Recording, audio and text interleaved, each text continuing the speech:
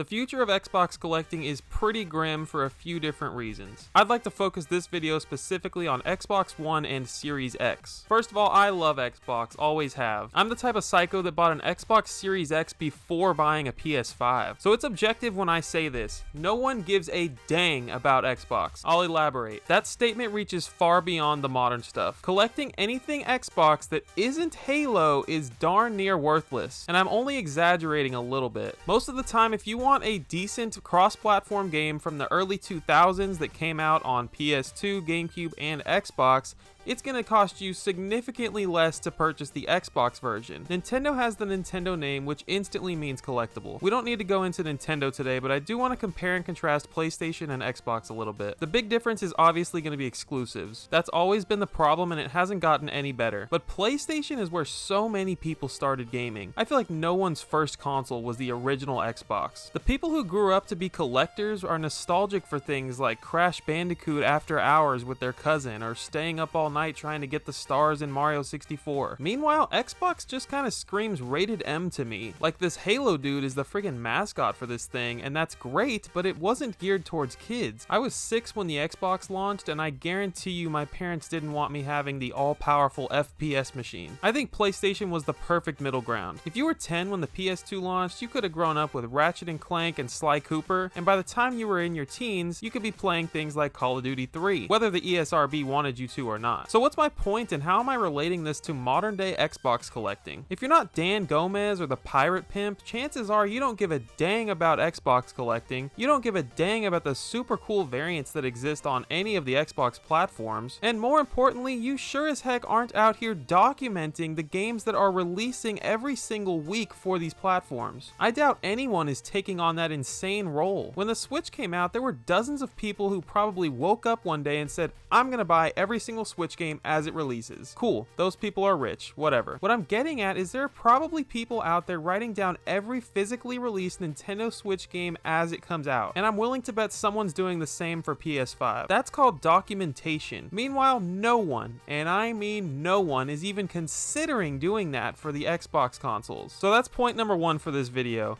There is a lack of care and therefore a lack of documentation. Let's go to my second point. What console would you say this game released on by looking at this box? Would you say Xbox One?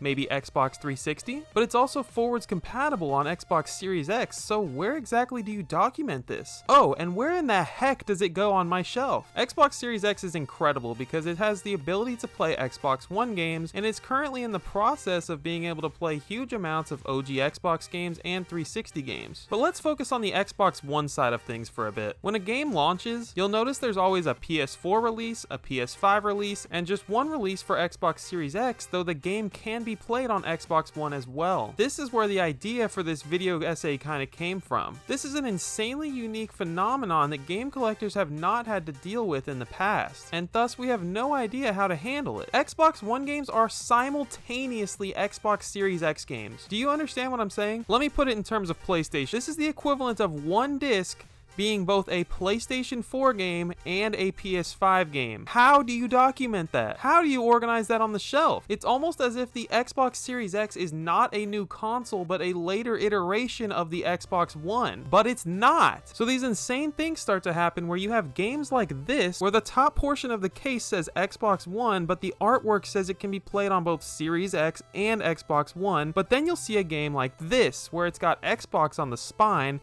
and can be played on both of them as well. It is absolute insanity. It's video game collecting hell. I don't even know where to begin as far as what counts for the full set. But does it really matter? No, because as I mentioned previously, no one cares about Xbox, so why would they go for the full set? There are no doubt dozens of games that have been released and will continue to release that are going to be incredibly rare for both of these consoles. Have you ever seen this before? It doesn't help that digital media is taking over. If I had to pick a third point for this essay, it would be that digital media means way less physical copies are being made and thus circulated. And let's not forget about that absolute giant Xbox Game Pass. Game Pass is the kind of deal that doesn't make sense. It's such a good deal that even me, a full-on collector with thousands of video games, who bought the Xbox model with the disc drive, would still rather play on Game Pass than pay $70 for a new video game. Game Pass, a digital storefront, and the fact that there is a cheaper model that can play the same game games without a disc drive means less people are buying physical Xbox games. And even the game stores that do still exist aren't carrying everything. Let me give you a fresh example. I was just at GameStop. There's this new roller coaster tycoon game that Bandai Namco released. It's called Park Beyond. You probably haven't even heard of it, and neither had GameStop apparently. I went in without a pre-order and tried to pick this game up, and they literally didn't have it. In fact, there were no GameStops in the entire city that had this game. This is a publishing giant we're talking about. There are so many smaller publishers that are making games physically for Xbox platforms that are fading into obscurity. When you combine all of these things together, you get a poorly documented mess of games where you can't even tell which ones got a physical release and which ones didn't, and a very small amount of people who are willing to put in the effort to fix the issue. Honestly guys, I hope this video somehow inspires one or two people to start researching and documenting Xbox games. I definitely would be down to make a Google Sheet and share it with you guys and just kind of work together to make an Xbox list if anyone out there is into that kind of thing, but there's no way I could do it alone. If you're a video game collector, subscribe to the channel. It's the only thing I talk about. And if you want more people to talk about this crazy stuff with, then head on over to my Discord with the link in the description below. I'll quickly shout out the channel members and the channel membership, which you can be a part of for just $1.99 per month, which gets you early access to content just like this, a sweet loyalty badge right by your name in the streams and in the comments of my videos, a secret exclusive Discord channel, shout outs, and more. Let me know if you guys like this short video essay style of video. I'd be happy to do more of them. Your feedback is always appreciated. But thank you guys for watching, and I will see you right here next time on Bird Dog Gaming.